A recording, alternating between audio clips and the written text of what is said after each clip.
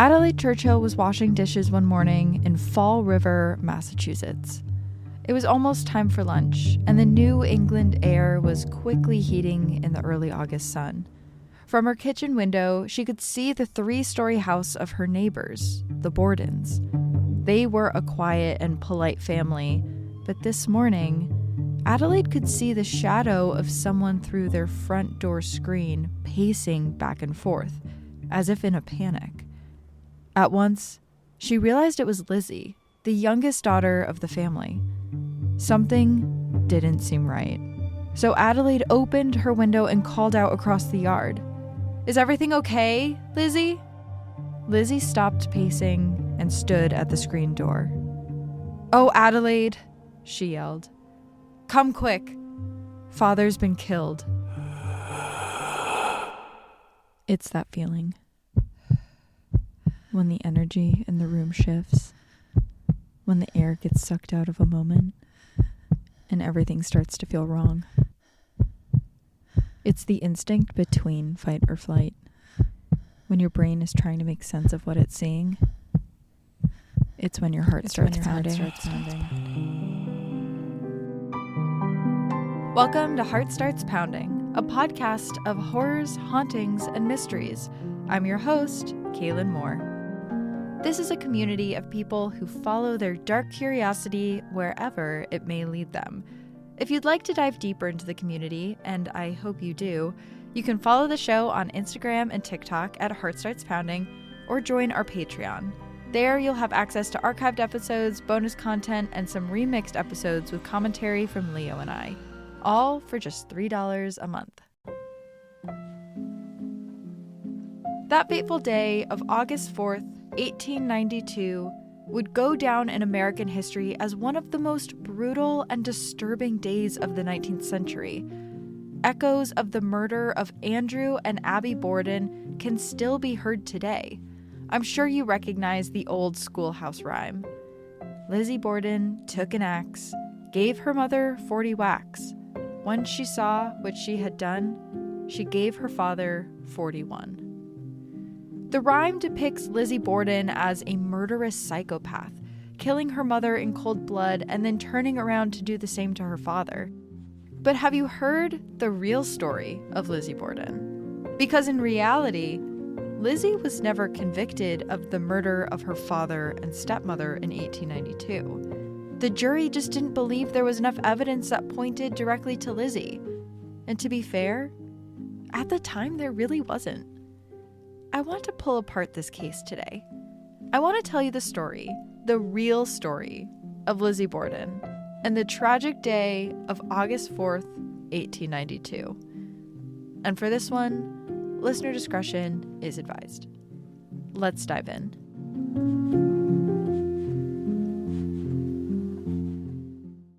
The night before Lizzie Borden found her parents brutally murdered, everyone in the Borden household was throwing up. Something about dinner hadn't sat right in any of their stomachs.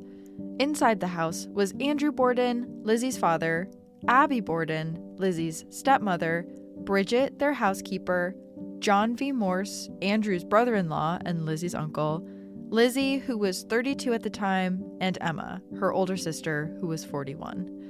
After dinner, everyone retired to their respective bedrooms without speaking, clutching their stomachs. Getting sick after dinner was a rare occurrence in the household, but going to bed without speaking was not. There were two distinct groups in the Borden household. There was Andrew and Abby, who had gotten married 26 years prior, just 2 years after the death of Lizzie's biological mother. And then there was Lizzie and Emma, the sisters. These two groups never ate together and hardly spoke at all.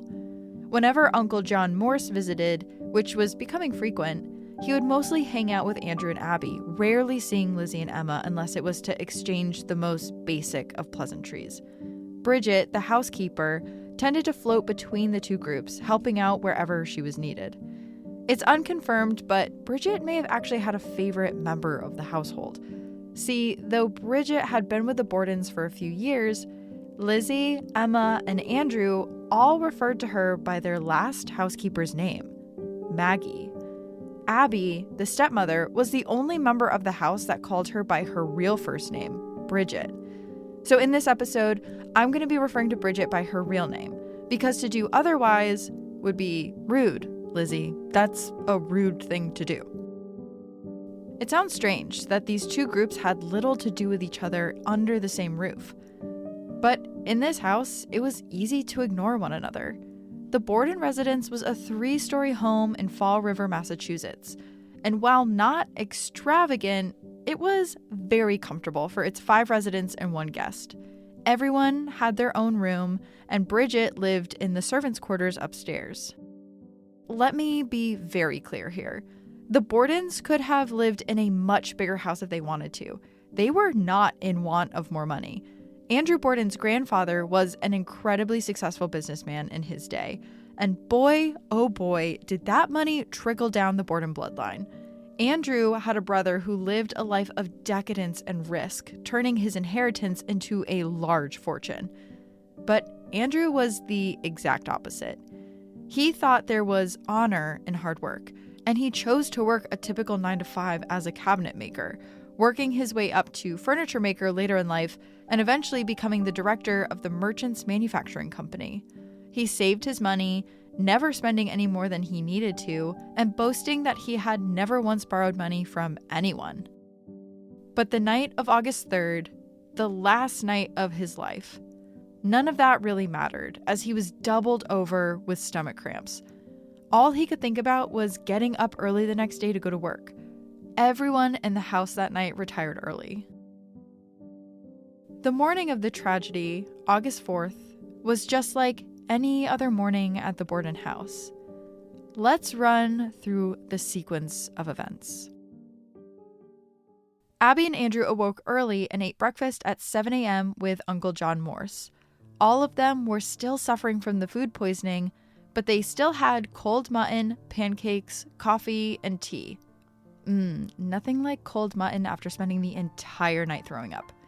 At 8:45, Uncle John left to go visit a relative that lived nearby. A few minutes later, Lizzie came downstairs to eat breakfast by herself. Her sister Emma had been out of town for a few weeks at that point visiting friends, so Lizzie dined alone. At 9:15 a.m., Andrew left the house to go attend to some business downtown. Around the time that Andrew left, Abby asked the housekeeper Bridget to wash the downstairs windows from the outside, while Abby went upstairs to make the guest bedroom. Lizzie remained downstairs. At 10:45, Andrew returned home from downtown, but was unable to unlock the front door because it had been bolted from the inside. Bridget ran over to help him and yelled out an expletive that made Lizzie laugh. Bridget heard Lizzie laugh from the top of the stairs as she was descending down to the first floor. When he entered the house, Andrew went upstairs to his bedroom, then came back downstairs and asked Lizzie where Abby was.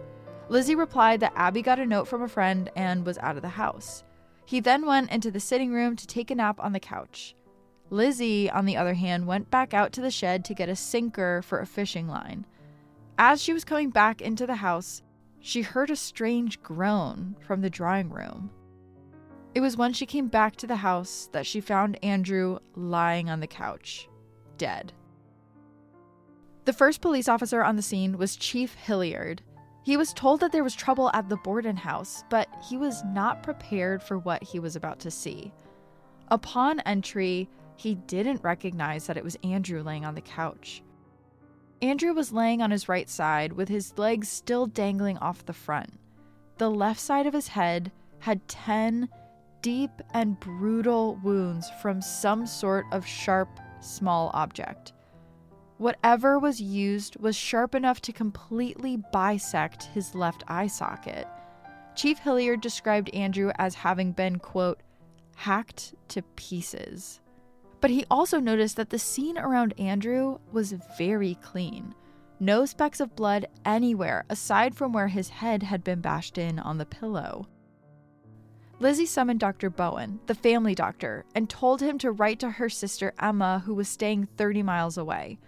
She told him to not tell her all of the gruesome details of her father's murder. Others also needed to be made aware of Andrew's passing, namely Abby. Chief Hilliard was told that Abby had received a note asking her to visit a friend.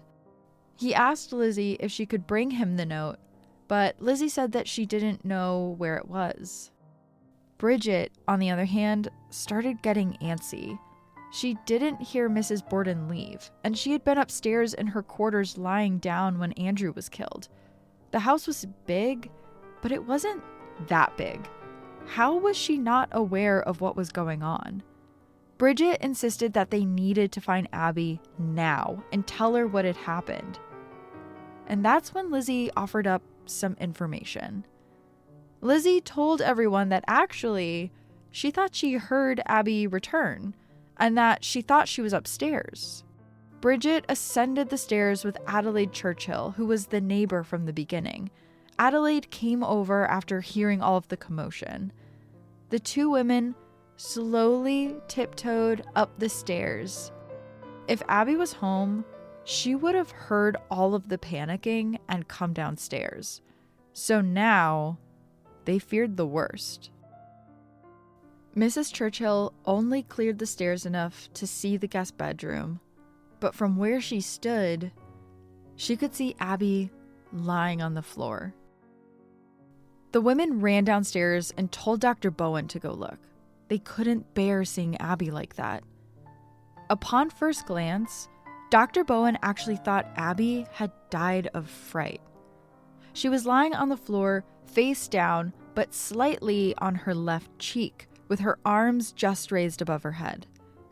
But as he got closer, he could see blood, dark maroon, all around her head. It was clear that Abby had suffered more than Andrew. She had 19 wounds to the head, with what looked like the same weapon that was used on Andrew. There was one thing about Abby's scene that was very odd, however. The blood around Abby's head had congealed. Like, really congealed. Andrew's wounds were so fresh that blood still dripped down his face when Dr. Bowen arrived. This led him to make a shocking realization about the murder. Abby had been murdered an hour and a half earlier than Andrew. When you think about it, this is wild. The murderer killed Abby without Bridget and Lizzie hearing or seeing anything strange, and then came back an hour and a half later and did the same thing. The fact about Abby's murder also changes a lot about the timeline of events I gave you earlier. But guess what? That timeline was constructed from Lizzie and Bridget's testimony. And not only was it now really suspicious, but it was changing. What Lizzie was telling police seemed to change with each person she talked to. Let's run through the timeline again, now knowing what we know. So if Abby was killed at around 9:15 a.m., that meant Bridget and Lizzie were downstairs when someone hit Abby in the back of the head with a hatchet, watched her collapse, and then kept hitting 18 more times. Abby was also a short and very stocky woman. It was shocking to investigators that her dead weight fell face first and no one on the downstairs floor heard a thud. And not only that, but the door to the guest bedroom was left wide open. And Adelaide confirmed that you could see the dismembered body from the stairs. According to the timeline, this means that Lizzie went upstairs, past the guest bedroom, and never saw a thing. Lizzie and Bridget were both questioned that day. Bridget was frantic and panicked, while Lizzie remained composed, as she normally was, not crying a single tear. Bridget's version of events never changed, and her story put her outside washing windows when Abby was killed, and up the back staircase in her servants' quarters when Andrew was killed. She used a separate staircase that didn't go past the guest bedroom. So Bridget was technically in a position to not see or hear anything strange. She would, however, have been able to see an intruder enter at the time of Abby's murder, and she never saw a thing. Bridget's story was confirmed by Lizzie's account of events. Lizzie's account of what Lizzie was doing, however, started changing a lot. When asked where she was when Andrew came home, she calmly recounted that she was already downstairs waiting for an iron to heat up, not that she was coming down the stairs. But Bridget insisted that Lizzie had been descending the staircase from the second floor when she laughed at Bridget trying to let Andrew in. But Lizzie said no. Actually, she had been downstairs the entire time. There was also the issue of where Lizzie had been during Andrew's murder. Lizzie claimed that she had gone out to the shed to get a lead sinker for a fishing line. Police asked Lizzie if she fished. No, she replied. They asked why it took her so long to get the lead sinker. Wouldn't that task have taken all of 20 seconds? Lizzie explained that she didn't know where they were in the shed. She remembered seeing them 5 years ago, but couldn't remember if they still had them. She also picked a pear from a tree and sat down and ate it inside of the shed. So Lizzie hadn't ever touched a lead sinker and hadn't even seen one in the last 5 years. Why in this specific moment did she have to go to the shed to get one? She also couldn't tell investigators where the fishing line was that she said she was getting the sinker for. To police, her story seemed totally unrealistic. Why was she dawdling out in the shed for so long? Was this a cover-up? But I want to make a note about the life that Lizzie was living at the time. Lizzie was an upper-class, unmarried, and childless woman.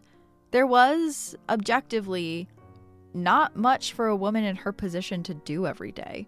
Spending upwards of 30 minutes eating a pear and looking around a shed mid-morning was technically possible. The next order of business for investigators was to search the house. Based on their wounds, it was assumed a small axe or hatchet was used to murder Andrew and Abby, but the location of this murder weapon was unknown. It wasn't until they got to the basement that they found anything that even looked suspicious in the entire house. Everything else was so orderly. There was no other crime committed that day. No robbery, nothing. But in a box of tools, police found a handleless hatchet. The handle looked like it had been recently separated. Could it have come off during the attack? The hatchet, however, did not have any blood on it, and the few strands of hair found by it were later determined to be from a cow. So it was something, but was it the murder weapon? Also downstairs was a barrel full of water and a few bloody rags. When asked about it, Lizzie said that she was menstruating, and those were just rags that she was using. Bridget mentioned that she didn't know when the rags had been placed down in the barrel, but it could have been days prior. Disposable pads used for menstruation had just been invented but weren't widely used yet, so it's not unlikely that these were reusable menstruation pads. I know that a bucket of bloody rags sounds really suspect today, but context is important here. Speaking of blood, the crime scenes were shockingly clean, considering how gruesome they were. There was no trail of blood on the floor, not even blood splatter on the walls or carpet near the body. But surely, whoever committed this crime must have some blood on them, right? Well, investigators were already suspicious of Lizzie, but she was spotlessly clean, and Bridget confirmed that Lizzie hadn't changed clothes that day. They searched her closet and made meticulous notes about her dresses, but they couldn't find anything that was consistent with blood from the crime scene. The perimeter of the house was searched to see if there was any damage from a break-in or tracks from someone escaping. But no, there was nothing. So let's take stock of the physical evidence that we have. One 3-inch hatchet found in the basement that was missing a handle and did not have any blood on it. And that's it. It's not much to go off of, but Lizzie was still arrested for the double homicide and would spend the next 9 months in jail awaiting trial. Yes, her story of what she did that day did change a bit, and she was shockingly calm for someone who stumbled upon the mangled body of her father. But the biggest piece of evidence against Lizzie wasn't something that she had done that day. It was something she had done the day before, after the break.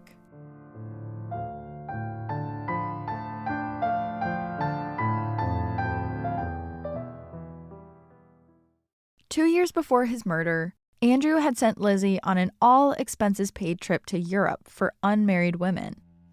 and upon her return, he had gifted her a beautiful sealskin cape. It wasn't like Andrew to spend his money extravagantly, especially on his own daughters.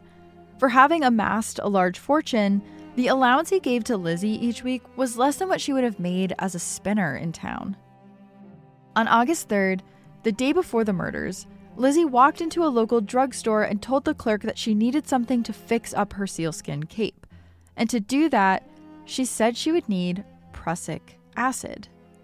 Prussic acid is an incredibly deadly poison, and the pharmacist had never heard of it being used for clothing. But Lizzie insisted that she needed the prussic acid for the task. When asked later if she had ever used it on a sealskin cape before, she replied that she hadn't. The pharmacist refused to give Lizzie the poison, and eventually she left. Upon learning this, alarms went off in investigators' heads. Lizzie was trying to buy poison the day before her father and stepmother are mysteriously murdered. And did this have anything to do with their food poisoning that night? The morning of the murders, Abby was so concerned by how sick everyone in the house had been that she ran across the street to the doctor and told him she thought they had been poisoned. So now they had reason to believe that she was intending on killing her family. But we still don't know why. Well, when I mentioned earlier that the two sets of Bordens lived separate lives, there was a reason for that. And during Lizzie's trial, which started on June 5th, 1893, more information was revealed about the nature of Lizzie's relationship with her stepmother. Lizzie's birth mother, Sarah Borden, passed away when Lizzie was just 2 years old from uterine congestion. Again, with the old-timey causes of death that just don't tell us anything. Andrew and Abby got together just 2 years later. In some ways, Abby was the only mother that Lizzie ever knew. But that didn't stop Lizzie from complaining about her a lot. At her trial, multiple people commented on nasty remarks they heard Lizzie make against Abby previously. That she was mean, that she was after her father's money. A few months before Abby's death, Lizzie actually snapped at a dressmaker who referred to Abby as Lizzie's mother. She corrected the dressmaker that no, Abby was her stepmother. Her real mother had died when she was young. The root of some of these complaints seemed to stem from a dispute that was had 6 years prior. Abby's half-sister wanted to buy their father's house from her mother after their father's death, but she lacked the funds to do so. So Andrew stepped in and purchased the house outright for Abby's half-sister, putting the house under Abby's name. This infuriated Emma and Lizzie. Their father had always been incredibly stingy with them. He refused to live the high society life that he was financially able to and give his daughters a higher status in town. He didn't even buy a house that had plumbing or electricity. And now he was buying up property for the half-sister of someone who wasn't even their mother. It was after this event that they all started eating separately. Emma had never referred to Abby as their mother, and now Lizzie started referring to her as just Mrs. Borden. But at the end of the day, this was a dispute that happened 6 years ago. And to the jury of all men that were deliberating Lizzie's fate, they didn't seem so convinced that this was enough to put Lizzie away for the crime. In fact, very little evidence during the trial seemed to put the blame on Lizzie. Probably one of the most shocking things to happen during the trial was on day 2, when the prosecution brought in the actual skulls of Andrew and Abby, cleaned and defleshed. This was so the jury could see the brutal damage done to them. Upon seeing the skulls, Lizzie fainted, as would many people, I imagine. Both skulls had about 1/4 of the bone missing, just gaping holes where some maniac butchered them. That was the most emotional Lizzie got during the trial. For the most part, she was as calm and collected as she was every other day of her life. In reality, Dr. Bowen had prescribed Lizzie morphine for her nerves, so Lizzie was actually really high when the trial was happening. In general, however, Lizzie had an incredibly composed nature. Looking at these skulls, it seemed like a rage-filled psychopath had committed this crime, not a mild-mannered woman. For example, just a few months before Lizzie's trial, just up the road, another axe murder actually happened.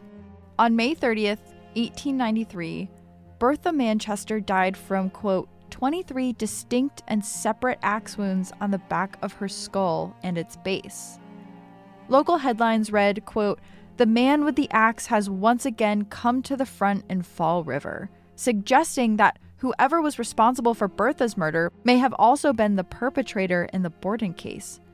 But there were some distinct differences in the two cases. For one, Bertha's murderer confessed immediately.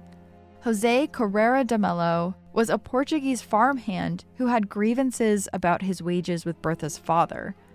Bertha's father owned the farm, and to get revenge on the farmer, he attacked his daughter with an axe.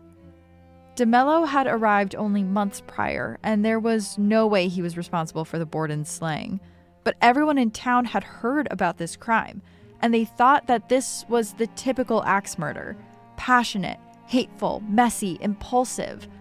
All of the things that the quiet and composed Lizzie Borden was not. And don't get me wrong, some of this had to do with the fact that she was a woman, and women didn't typically commit axe murders.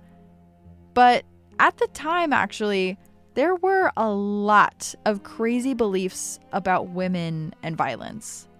Here are a few fun facts. For one, it was believed that menstruating made women more violent. So minus a few points for Lizzie because she had told police she was menstruating around the time of the murder.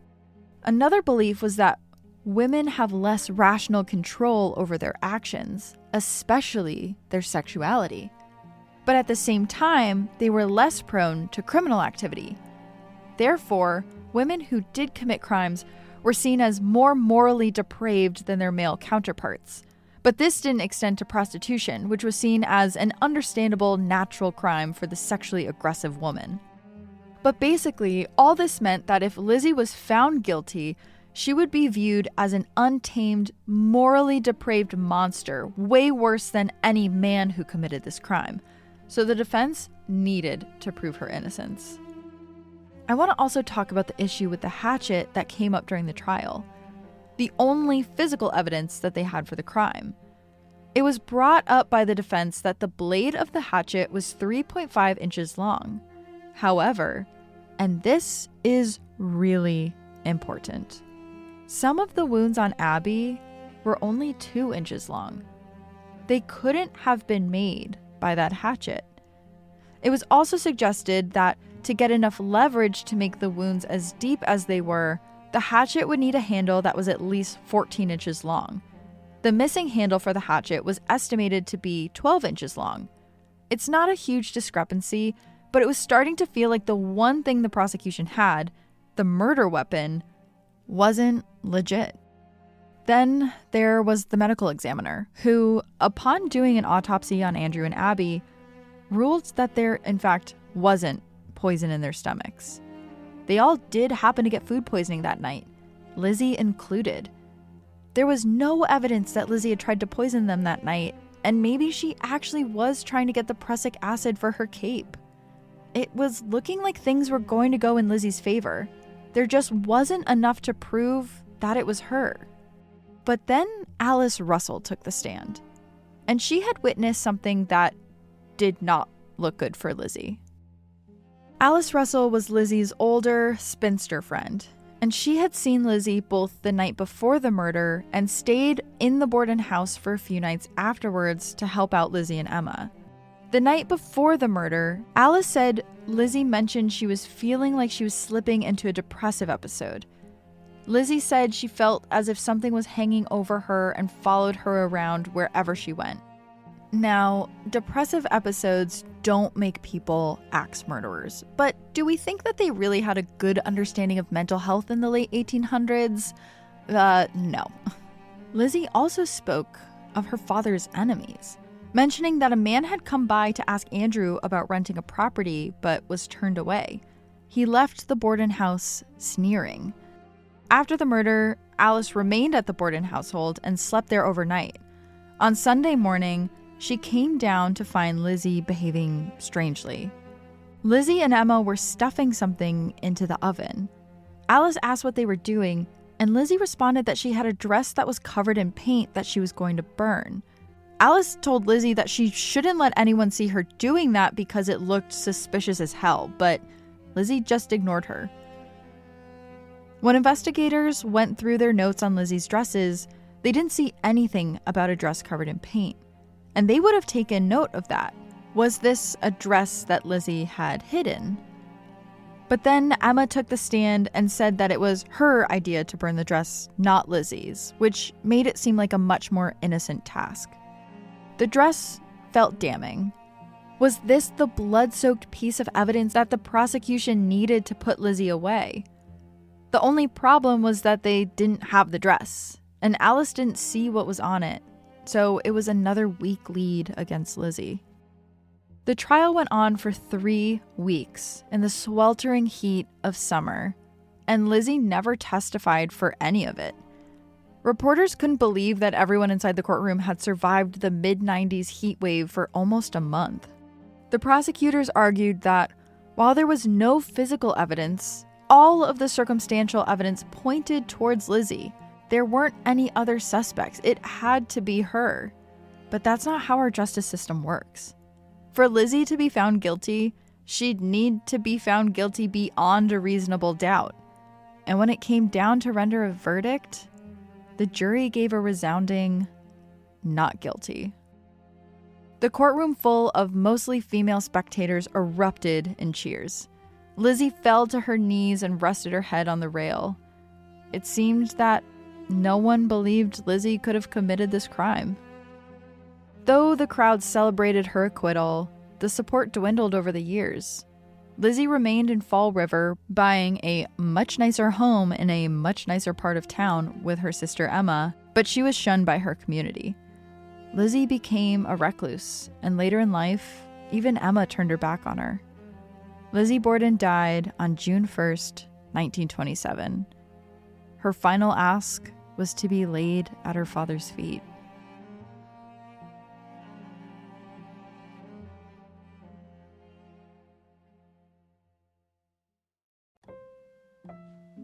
We've had 130 years to speculate about this case, and every theory you can think of has been posed. Lizzie was epileptic and didn't remember committing the murders. Uncle John Morse, who had a perfect alibi, only went to get his alibi so he could come back and commit the murders. He was a butcher, mind you, and he had been known to carry a cleaver on him. One that sounds more reasonable to me was that Lizzie intended to poison her stepmother to make sure that she wasn't in her father's will. And then, when the poison wasn't available, she did it by other means. After she saw what she had done, she panicked that her father would know it was her and killed him as well. None of these theories sound like home runs to me, but maybe that's because I don't want to think that Lizzie committed these murders. Because to me, that's the scariest thing of all. If Lizzie Borden, the most unassuming person in this story, who never even raised her voice and was calm, cool, and collected her entire life, sat on a grudge that she held for 6 years, waiting, until one day she enacted her revenge on her own father for no reason. That is going to keep me up at night.